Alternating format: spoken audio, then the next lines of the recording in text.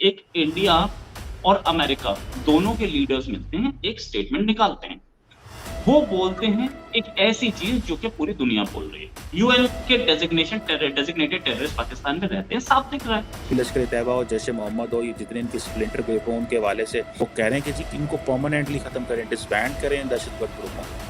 जी ये तो इंडिया की साजिश है, वो मुसलमानों के अगेंस्ट है। देख रहा था कि यूएस स्टेट डिपार्टमेंट जो है उसने फिर पाकिस्तान को ये कहा है कि भाई आप ये तमाम टेररिस्ट ग्रुप्स के खिलाफ काम करें। इंडिया यूएस की जॉइंट स्टेटमेंट एक बिल्कुल जो सी है फजूल स्टेटमेंट है, इसका कोई सर पाँव नहीं है। हमने एक तरफ जो है वो मुजाहिदीन बनाए, हमें पता चल गया कि जो मुजाहिदीन है जो ये अफगानिस्तान में अगर सूफी गिन को गिरा सकते हैं तो कश्मीर में ये इंडिया को भी जो है ना वो चेक कर सकते हैं। ये नमस्कार दोस्तों, पाकिस्तान दोबारा से एफएटीएफ की लिस्ट में जा सकता है। आपको मैं बता दूं, पाकिस्तान 8 महीने पहले एफएटीएफ की लिस्ट से बाहर आया है और ये दोबारा से उसमें जा सकता है क्योंकि भारत और अमेरिका ने एक स्टेटमेंट जारी की है जिसमें पाकिस्तान को अपने वहां पर आतंकी है उनको बैन करने के लिए कहा है। पर पाकिस्तान उनको बैन नहीं करने वाला क्योंकि पाकिस्तान का काम यही है आतंकवाद फैलाना। तो आप देखे पाकिस्तानियों ने क्या बोला इस पर। एक इंडिया और अमेरिका दोनों के लीडर्स मिलते हैं, एक स्टेटमेंट निकालते हैं। वो बोलते हैं एक ऐसी चीज़ जो कि पूरी दुनिया बोल रही है। यूएन के डेज़िग्नेटेड टेररिस्ट पाकिस्तान में रहते हैं, साफ दिख रहा है। इसका ये तो ऑन रिकॉर्ड है, इससे तो झुटलाया नहीं जा सकता। अब पाकिस्तान उसके ऊपर ऑब्जेक्शन क्रिएट कर रहा है, पाकिस्तान को प्रॉब्लम्स कहाँ-कहाँ हैं इसमें। ठीक है रोहित भाई, बहुत शुक्रिया, आपने अपने प्लेटफॉर्म पे मुझे इनवाइट किया। और सबसे पहले आपने ये चीज़ मैं क्लियर कर दूं, आपने बोला जर्नलिस्ट, मैं जर्नलिस्ट नहीं हूं, मैं काम पाकिस्तानी हूं, सोशल एक्टिविस्ट हूं, पाकिस्तान की यूथ हूं और अपनी बात करने का हक रखता हूं।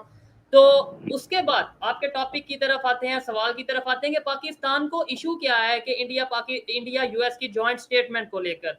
देखें, मुझे भी ये बात समझ में आती है, अब इतनी अकल तो मुझे भी पाकिस्तान के एज ए पाकिस्तानी यूथ ये चीज़ मुझे समझ आ चुकी है कि पास्ट में हमने बहुत सी ऐसी मिस्टेक्स की। और ये बात मैं नहीं कर रहा, हमारे पॉलिटिशियंस कर चुके हैं, हमारे जर्नैल ये बात कर चुके हैं कि पास्ट में हम बहुत सी ऐसी जंगों का हिस्सा बने जो कि हमें नहीं बनना चाहिए था, बहुत से ऐसे ग्रुप को हमने ट्रेंड किया जो कि हमें नहीं करना चाहिए था। अभी भी बहुत से ऐसी ऑर्गेनाइजेशंस हैं जो इंटरनेशनल लेवल पे बैन हैं, लेकिन पाकिस्तान में उनके जो सरगना हैं, जो उनके मेन हेड हैं, वो पाकिस्तान में मौजूद है। मैं नाम किसी का नहीं लूंगा इस तरीके से ओपनली, लेकिन पूरी दुनिया को पता है। अब अगर हमारा कोई मिनिस्टर, हमारा प्राइम मिनिस्टर हो, हमारा फॉरेन मिनिस्टर हो या कोई भी मिनिस्टर हो, ये इशू उठा दे कि भाई इंडिया यूएस की जॉइंट स्टेटमेंट एक बिल्कुल जो सी है फजूल स्टेटमेंट है, इसका कोई सर पाँव नहीं है, तो देखें कि मैं अपने आप को बेवकूफ बनाऊंगा, हमारे मिनिस्टर अपने आप को बेवकूफ बनाएंगे। इससे तो पूरी दुनिया में ये चीज क्लियर हो चुकी है। अगर मेरे से एज ए पाकिस्तानी कोई ये सवाल करता है कि भाई आप बताएं, आप कहते हो कि पाकिस्तान में टेररिज्म नहीं है, पाकिस्तान में टेररिज्म की जड़ें मौजूद नहीं है,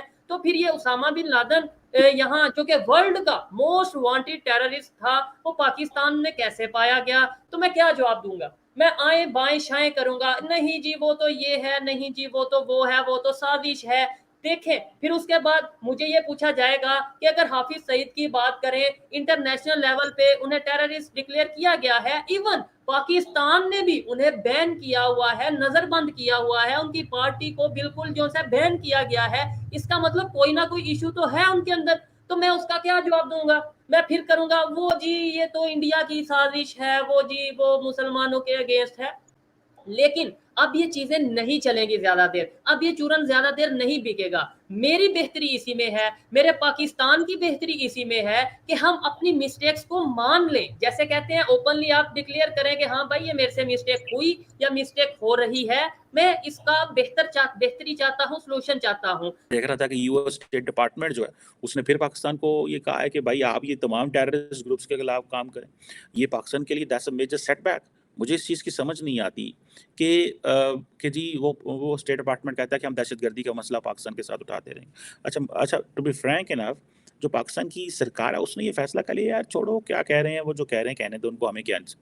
और फिर जब हमारे ऊपर कोई मल्टीलैटरल फोरम का प्रेशर पड़ता है या भारत पड़वाता है, इसमें जो प्रेशर डलवाता है ठीक है जी, तो फिर हम भागते हैं। अभी लश्कर तैयबा और जैश ए मोहम्मद और ये जितने इनके स्प्लिंटर ग्रुप हों उनके हवाले से जो जिसे वो कहते हैं ना वो करते हैं बात, और वो कह रहे हैं कि जी इनको परमानेंटली ख़त्म करें, डिसबैंड करें दहशतगर्द ग्रुपों को, लश्कर तैयबा और जैश ए मोहम्मद को और इनके जो बेस और डिफरेंट फ्रंट ऑर्गेनाइजेशंस हैं। सो क्वेश्चन ये है पाकिस्तान के लिए कि मैं अच्छा मज़े की बात यह है कि हम जानें भी दें, कुर्बानियाँ भी दें, मुल्क का नुकसान भी करा लिया और लोगों को पता ही नहीं है हकीकत क्या है। मैं आपको गारंटी से कह सकता हूँ पाकिस्तानी अवाम को नहीं पता कि सिचुएशन क्या है, कि ये हमें क्यों कहा जाता है कि you are running with the hare and hunting with the hound.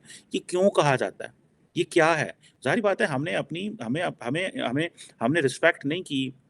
हमने एक तरफ जो है वो मुजाहिदीन बनाए, हमें पता चल गया कि जो मुजाहिदीन हैं जो ये अफ़गानिस्तान में अगर सोवियत को गिरा सकते हैं, तो कश्मीर में ये इंडिया को भी जो है ना वो चित कर सकते हैं। ये तो हमारा मौक़िफ़ तो ये था, सेंट्रल आर्गुमेंट तो ये था।